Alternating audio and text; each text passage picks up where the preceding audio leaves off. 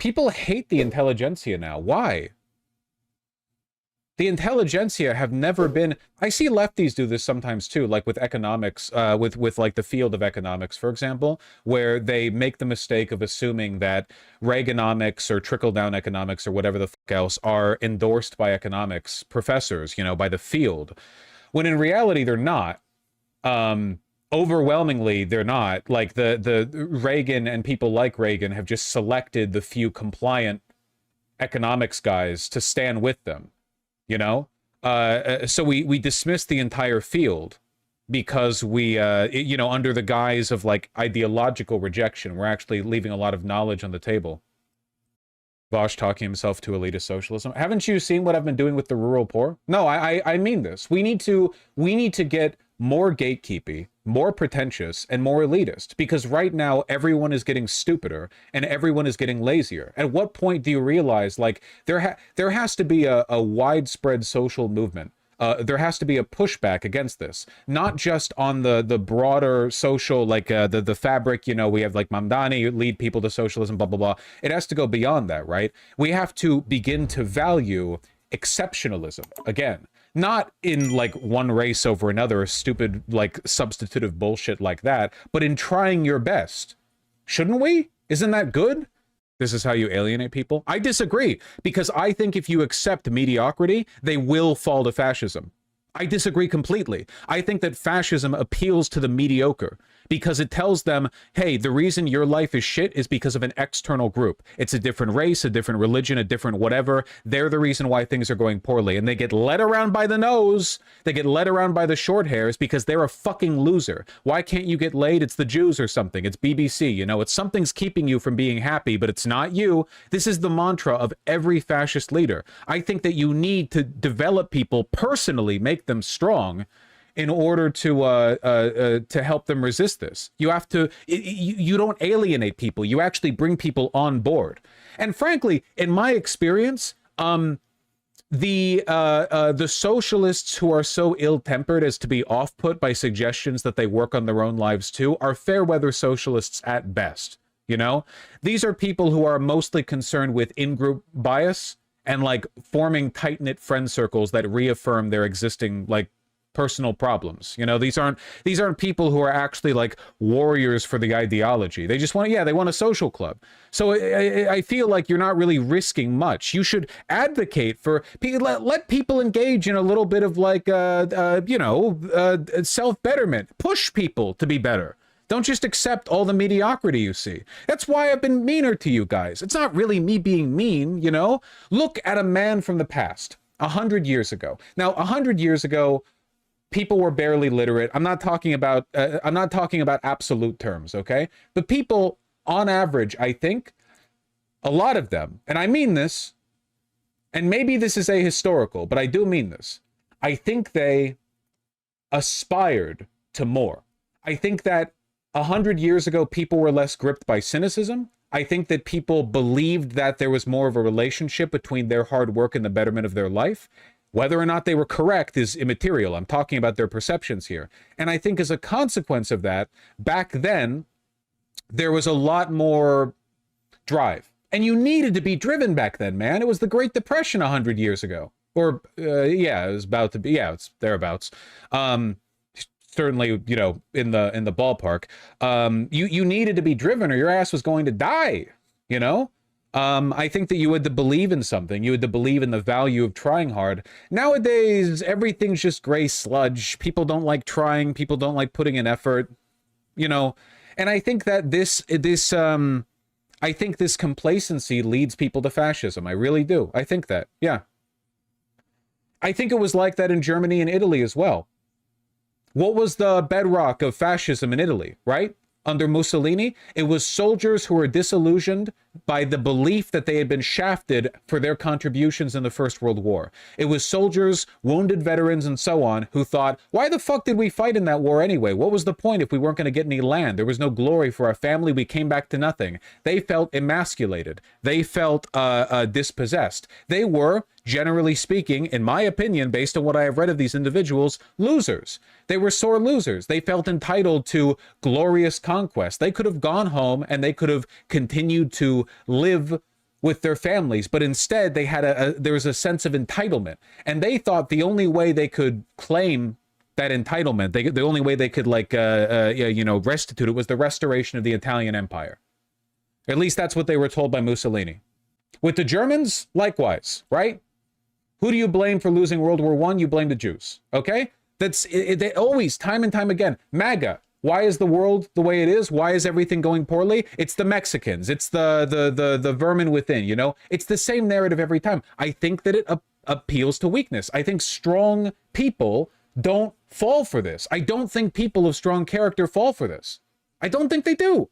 I think there's a reason why overwhelmingly people who have fallen for the MAGA movement are shifty, disingenuous, weak, insecure, sexually unsuccessful, ugly, stupid, illiterate, of ill mind, and morally questionable. I think there's a reason why, like, all of these negative traits correlate. Like, I don't think this is just a class disposition. I think that you have to reinforce the heart a little bit. I understand I'm speaking broadly, but I think it's true. So I think we need to embrace a little more of a drive, a little more of a, if you will, intelligentsia, a little more of elitism, you know? I think we should be able to point to very intelligent people in society, and we should say that is aspirational. I think we should be able to look at an author, right, who makes wonderful, wonderful books, who writes, beautiful passages, and we should go, maybe I can't read that, but I aspire to that. I think that's admirable. I think it's aspirational, and you should be able to do that with music, and you should be able to do that with anything you care about, right? Not saying with everything. Nobody can care about everything, but with something. You should believe in that, and you should let it challenge you and inspire you. And that's why I talk the way I do sometimes, I just don't like it when people get sort of mired in mediocrity. And sometimes mediocrity masquerades as comfort, and you got to be wary of that, okay? There's a reason why the Black Panther Party didn't like it when their members married. In fact, they often forbade it. And it's because they thought that a lot of young black men and women who participated in the movement, if they got married, would care about nothing other than the comfort of their new relationship, and they wouldn't be revolutionaries anymore. In a lot of cases, they were correct. I'm not saying you guys can't get married. I'm saying you have to be wary of comfort.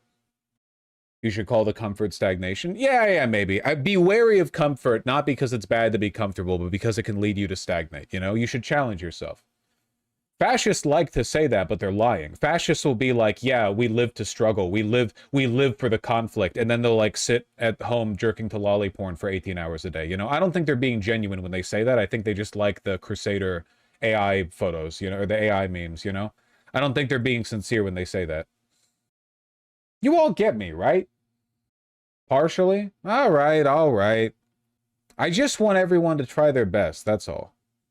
It's not about, like, holding yourself to, it's not about beating down on yourself if you're not meeting your standards. That's life, right? Your entire life, you should be, like, setting goals you can't quite achieve because the momentum of trying to achieve them will still elevate you. You should put your best foot forward. What do you think of apolitical people? There's no such thing. I kind of feel the COVID pandemic destroyed me. No, it didn't. But you believing that makes it true, doesn't it? It's a self-fulfilling prophecy. If you think that about yourself, then like it's going to frame your self-perception.